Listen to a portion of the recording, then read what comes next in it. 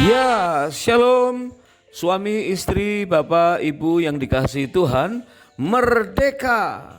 Nah, hari ini pada episode kali ini kita akan belajar tentang berbagai ancaman terhadap kemerdekaan dalam pernikahan. Kita sedang ada di bulan-bulan kemerdekaan Indonesia yang telah 8 dekade atau merdeka secara politis sudah selama 80 tahun lamanya. Namun apakah kemerdekaan itu bisa kita rasakan secara utuh dalam kehidupan rumah tangga kita? Sedangkan rumah tangga atau pernikahan diibaratkan sebagai sebuah perjalanan. Nah, berarti dalam perjalanan itu ada banyak ancaman-ancaman yang bisa mengikis atau mengurangi nilai atau keharmonisan di dalam kemerdekaan kita. Nah, sebab itu saat kita mengadakan honeymoon yang kedua adalah saat yang tepat untuk kita belajar dari kesalahan. Channel ini ditujukan agar kita berkesempatan atau merindukan banyak kesempatan untuk mengadakan perjalanan bulan madu demi bulan madu. Sebab saat-saat semacam itu adalah saat yang sangat tepat untuk kita mulai menguliti kelemahan-kelemahan kita, sehingga kita bisa membenahi bagian-bagian mana yang masih merupakan ancaman yang terbuka bagi kemerdekaan dalam pernikahan kita. Jika ada pengalaman atau hal-hal yang mirip dengan apa yang kita sedang bahas pada episode kali ini, silakan ditulis kolom komentar sehingga menjadi pelajaran dan berkat buat kita yang lain. Nah, khusus untuk episode kali ini, bagaimana kita meneliti, mengenali, dan mengantisipasi dan menyikapi dengan benar, karena masih ada banyak terbuka ancaman demi ancaman terhadap kemerdekaan dalam pernikahan. Yuk kita mulai.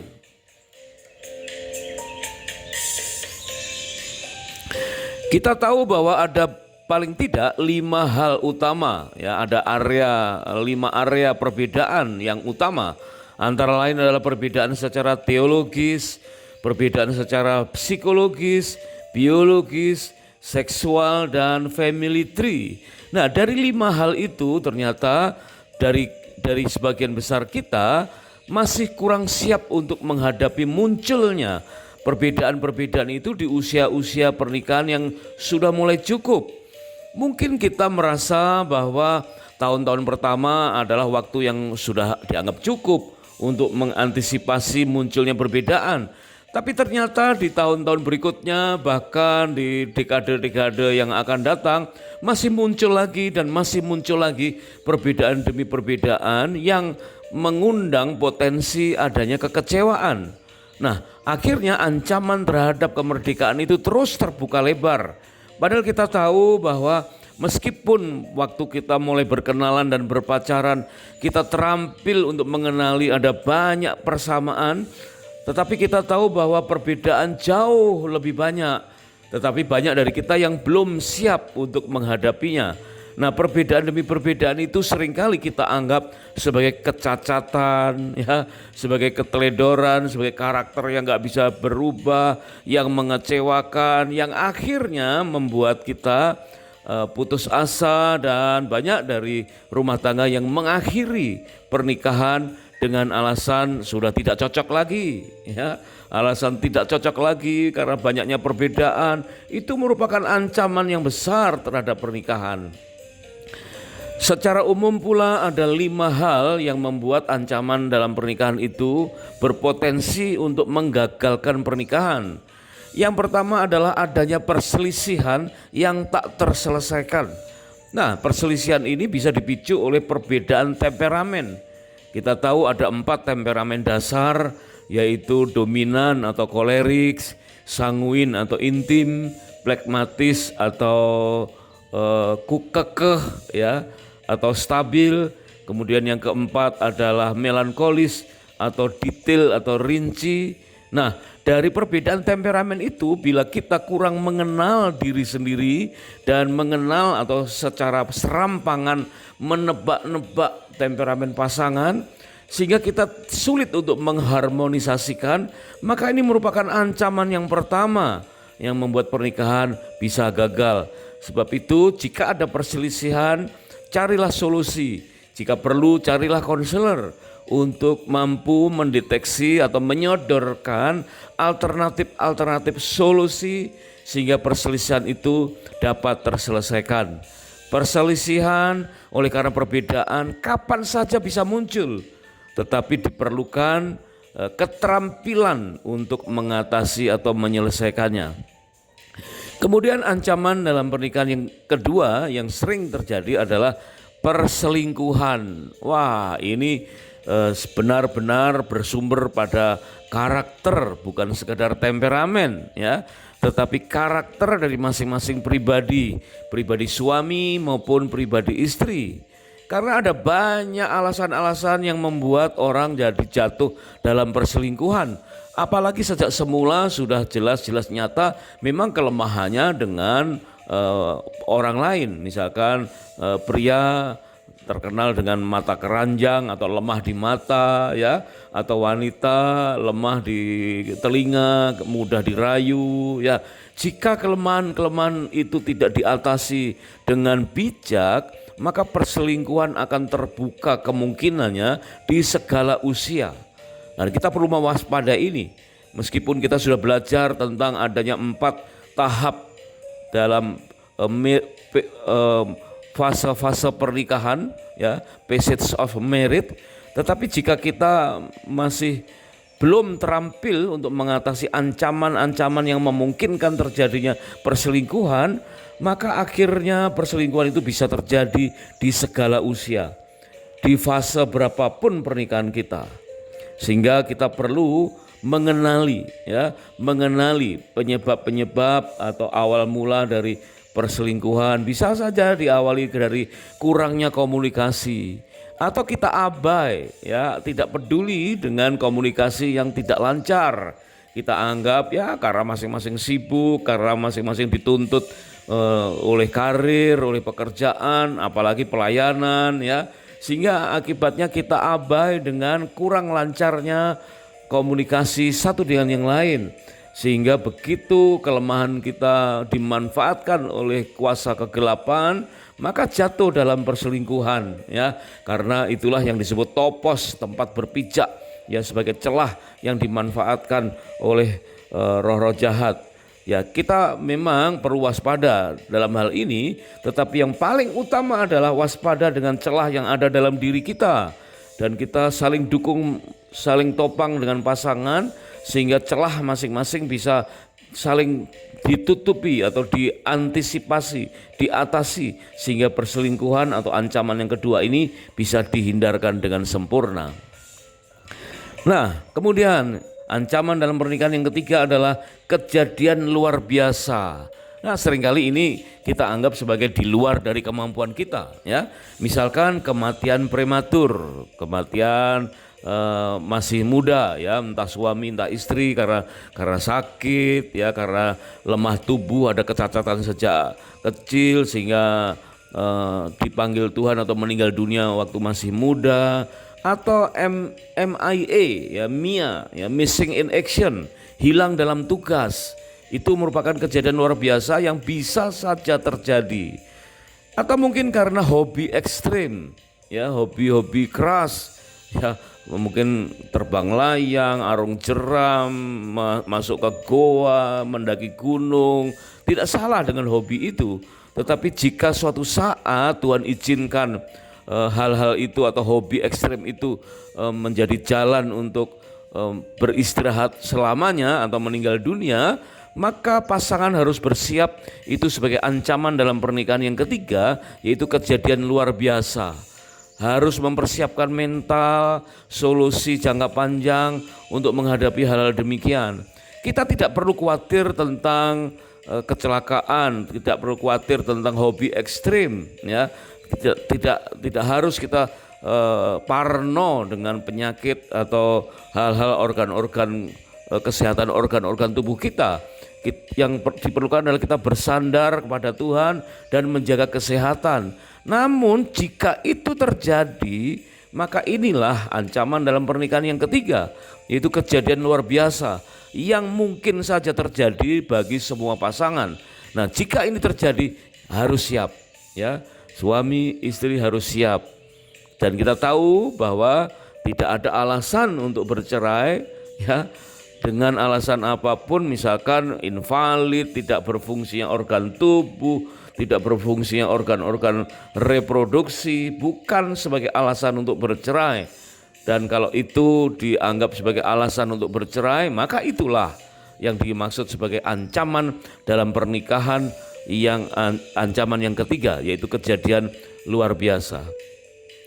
Kemudian yang keempat, ancaman dalam pernikahan, yaitu benar-benar tentang perceraian, yang tentu kita tahu menurut survei di tahun 1980 di Amerika dan diulang sekitar tahun 2000-an di Indonesia, bahwa ada 3 faktor penyebab perceraian. Yang tertinggi adalah masalah seks, yang kedua masalah keuangan, dan yang ketiga adalah masalah komunikasi.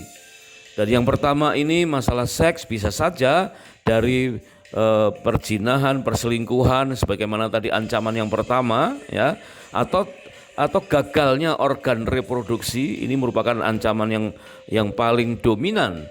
Kemudian yang kedua adalah masalah uang, dari tidak sanggup menghasilkan uang atau kebiasaan buruk, boros hingga bad debt ya.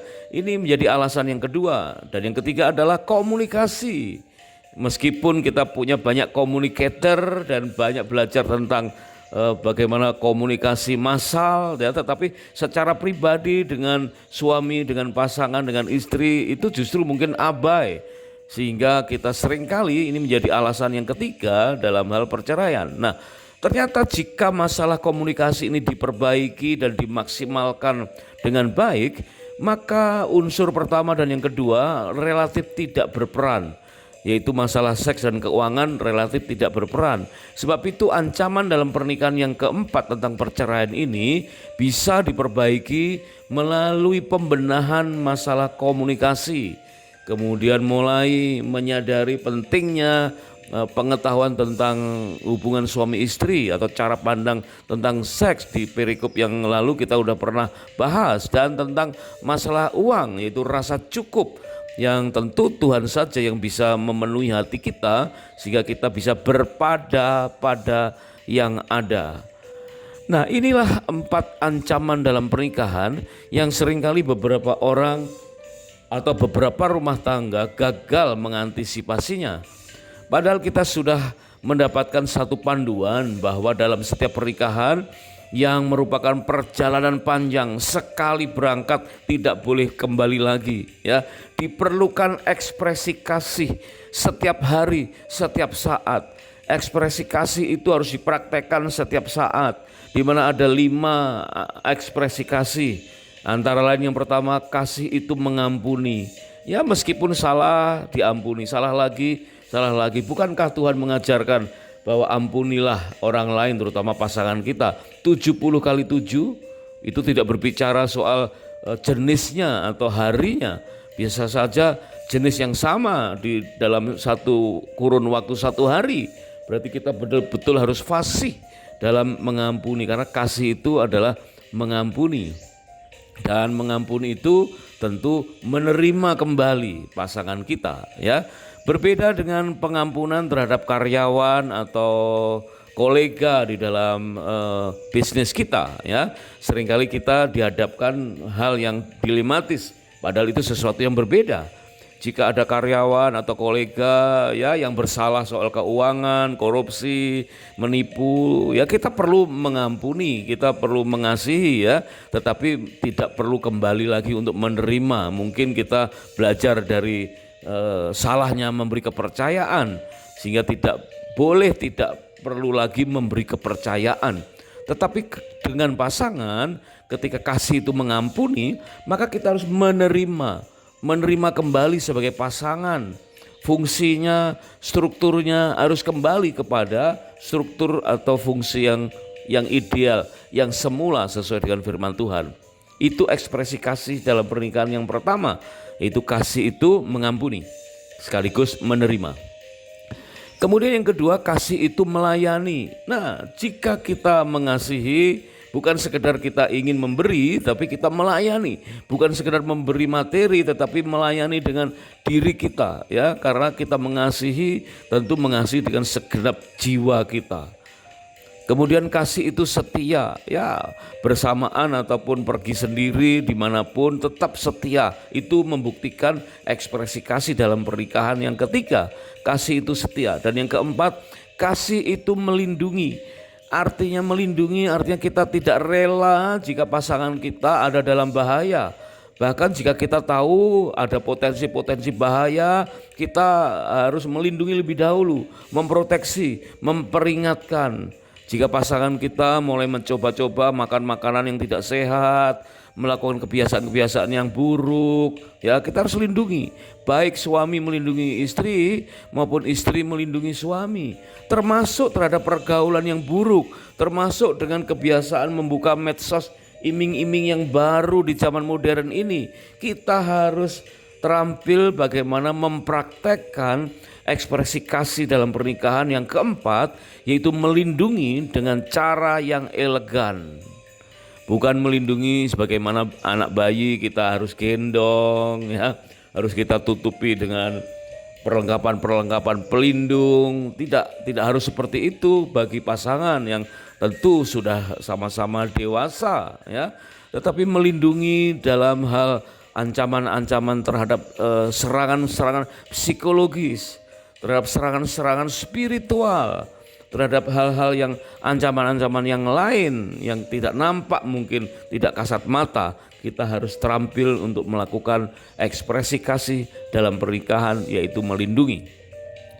Kemudian yang kelima, yang justru yang paling populer adalah ekspresi kasih dalam pernikahan, yaitu merayakan.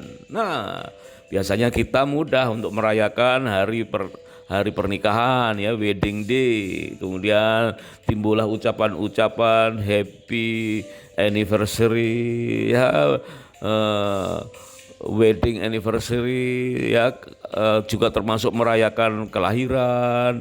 Anak-anak muda sekarang merayakan tanggal nembak, tanggal jadian, tanggal kencan pertama, tanggal positif pertama waktu anak pertama di kandungan, ya, dan seterusnya, ya. Apapun itu diperlukan keterampilan untuk mengekspresikan kasih. Berarti jika kasihnya kuat, maka akan timbul ide-ide yang brilian untuk merayakan segala sesuatu, ya. Tidak perlu boros, tidak perlu dengan biaya yang mahal, ya. Mulai dari sekedar ucapan terima kasih, yuk kita rayakan, kita bersyukur, kita berdoa bersama, ya. Itu merupakan ekspresi kasih untuk merayakan, ya, dan itu sangat penting dalam pernikahan sehingga kita bisa memproteksi ancaman-ancaman dalam pernikahan.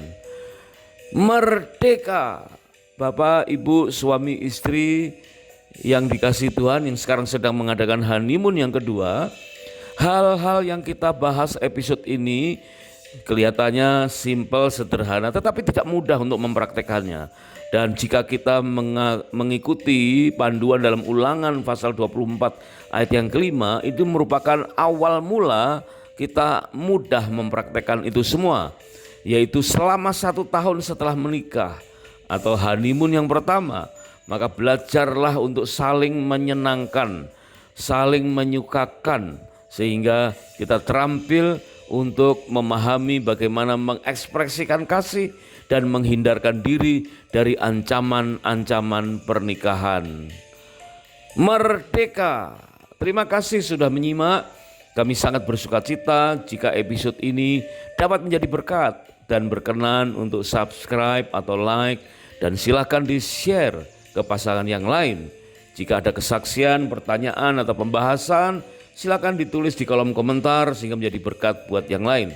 Sampai jumpa pada episode berikutnya, dan kiranya Tuhan memberkati pernikahan dan rumah tangga kita dengan berlimpah-limpah-limpah. Merdeka!